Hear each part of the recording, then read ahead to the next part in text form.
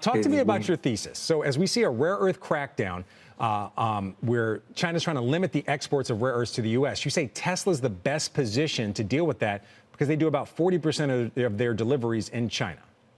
Yeah, I mean, look, it speaks to why they made such a big bet on China, with Gigafactory in Shanghai. This is going to really, I think, insulate them. When you look at the raw materials, look, that right now, I mean, that's the biggest worry in autos. And even when you think about things like, Optimus and robots, but for Tesla, they're in a very good position of strength here. As well as also, you're seeing delivery strength in China, and that's what they're betting on. And I think you're seeing a comeback here. A big part of this $2 trillion, ultimately bull case $3 trillion thesis is the China story for Tesla. Okay. Even though 40% of the deliveries are in China, the other 60% are around the world. A big portion of those are right here in the U.S. Are there concerns about increasing cost of rare earths, potentially impacting margins? And also, the company just announced a lineup of lower cost vehicles. How do you see it impacting that lineup? Yeah, look, it's a concern. I mean, Frank, if you think about it, I mean, the price points probably would have been, call it 4,000 or 5,000 lower.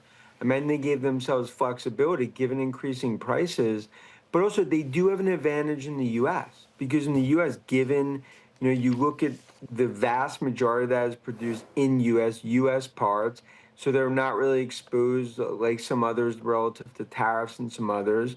And I think right now, when you look overall globally, Tesla right now is in the best position, but it continues to be the AI play.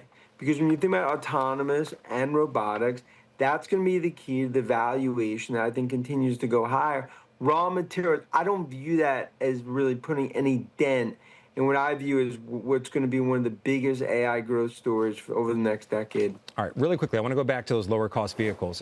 The last time Tesla reported deliveries was about 497,000. You say the lower cost cars get them up to about 600,000 vehicles in deliveries per quarter, but you didn't give a time frame. So when do these lower cost vehicles accelerate these deliveries?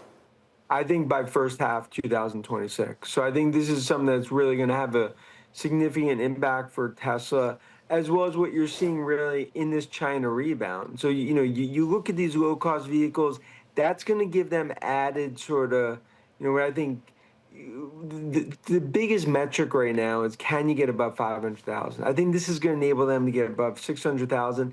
And that's why right now I see bright days ahead for Tesla.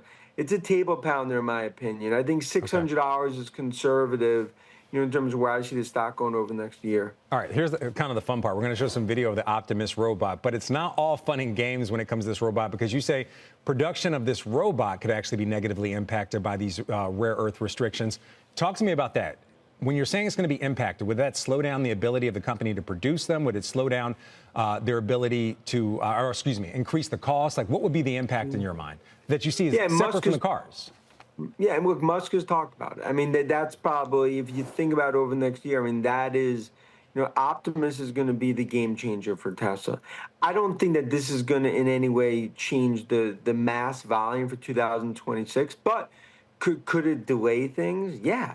And that's why for Tesla, I mean, Musk, he's really 10% politician, 90% CEO relative to what he's done in China, needing to make sure that this doesn't in any way dent either autonomous, cybercabs, or Optimus when it comes to robots. Really quick with Optimus, and we got to go. Is this an industrial robot in your mind, or is it a consumer play? Like, do we have these in our houses doing things? Yeah. I think it's going to be industrial in terms of factories, but I think it's going to be consumers. When it comes to humanoid robots, this is going to be the wave of the future, and that's why it's my view, Tesla. When it comes to physical AI plays, there's the godfather of AI, Jensen, NVIDIA, and then there's Tesla. And I think it's probably the most undervalued AI play in the market, in my opinion.